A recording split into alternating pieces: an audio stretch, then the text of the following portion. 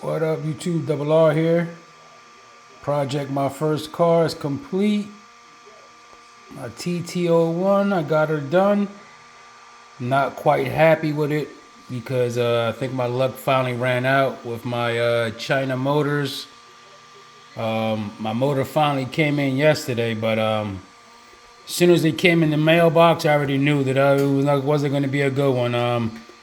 Didn't come in a box, came in some baggy, you know.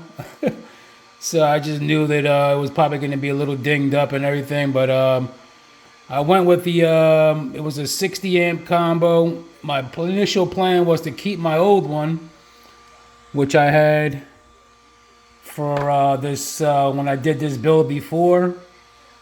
But the minute I turned this one on, for some reason she worked, and then I went to go set it again, and it just completely stopped working.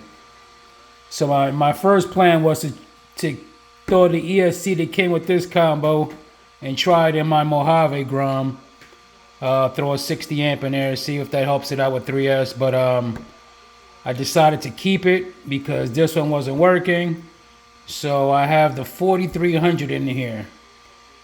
But like I said, the minute I turned this thing on, it was giving me a crazy beeping light. I tried to put it on my program card, which would be for this one right here.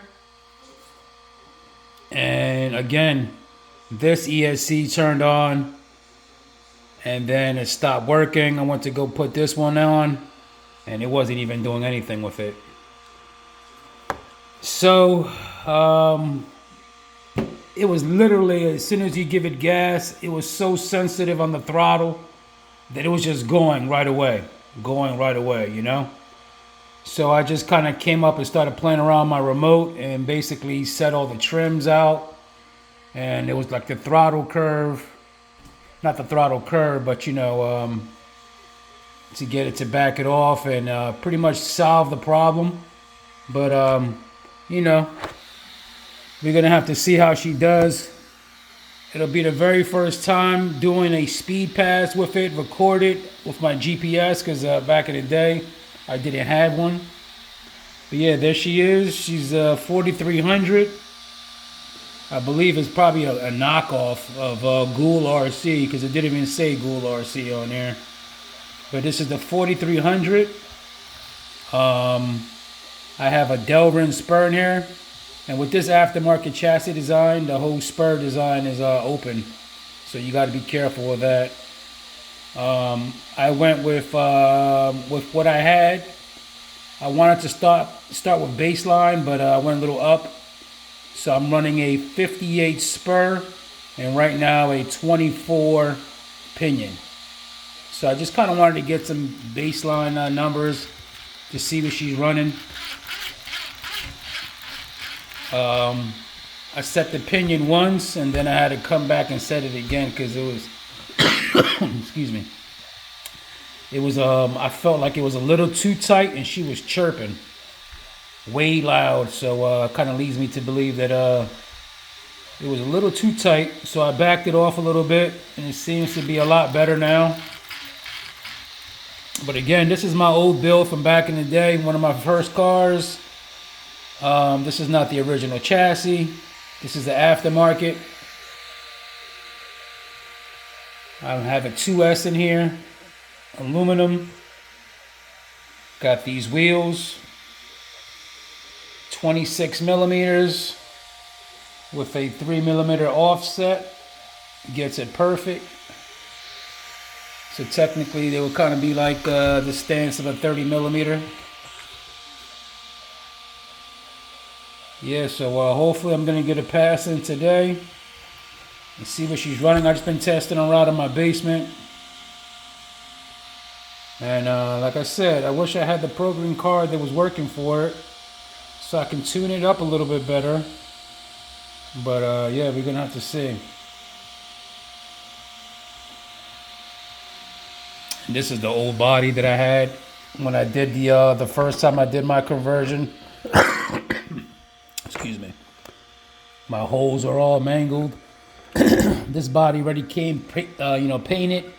Pretty cool body. It's like the What is this, a BRZ or something, or a Super? I added this wing. This is the wing that came with my 240.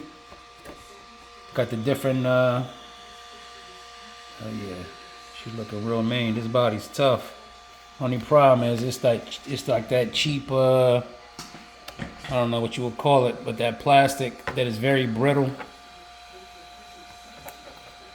But yeah, we're gonna give her a run. Hopefully I get a pass in today. If you haven't subscribed to the channel, please like and subscribe. That's my remote.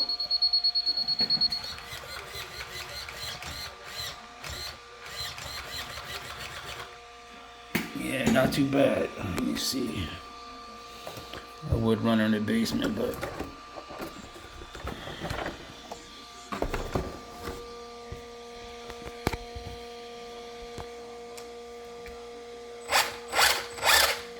another thing I wish I could tune it is it seems like it has a drag brake on there, and I don't like the drag brake because see how it just it's like rolling resistance.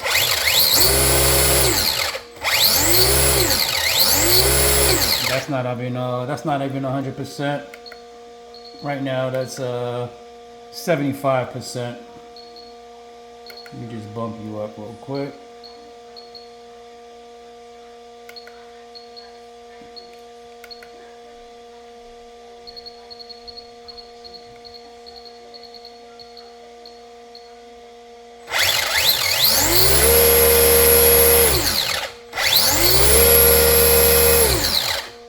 Okay, 4,300. So like I said, we'll get out there, get some numbers on it, and then we'll see. Also, keep an eye on the spur because this spur gear likes to get chewed out. Hopefully this time around I corrected my mesh situation. Maybe back in the day my experience wasn't as good, but we'll see. See what the numbers are. I have a couple more pinions. I have one more spur. I have a 55 spur to go along with that. That's the top speed gear spur they have for this. And then you can go up to a 25 pinion or above. So we'll see. Alright, like and subscribe. RC Richie. Catch me on the next one.